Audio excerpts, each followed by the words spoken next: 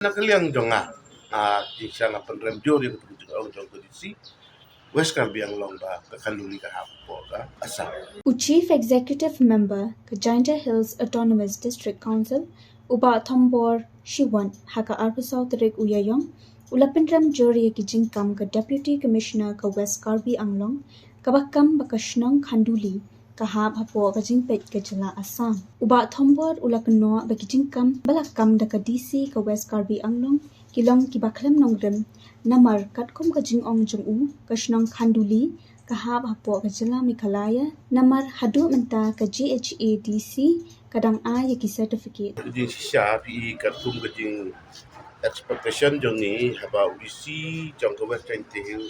ukot ya ka DC jong ke West Karbi Anglong deh. Nang benta bangin ya keren. Pandan ke jing syang sub syang san hakitu kiria kat bempat depan le ya kenika skan face jong kenika wadar isu.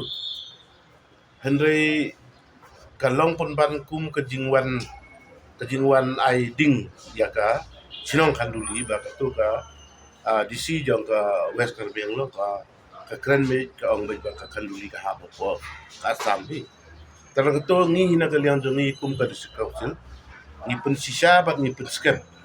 ba ka Khanduli hi ka de wadang hap ko ka jingpet jong ka district council ka don urang ba Shnong ni ai mangi sanat kadon uput usam ubiang kat kum ke jing itu bat kat kum ke jing ai bor da ka district council tengen nak liang ke jong ni scam ba ka Khanduli ka hap po ka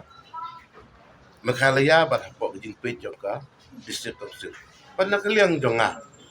di sana Pynrem jori untuk jong kondisi West Karbi Anglong ba ka Khanduli ka hap po ka asam.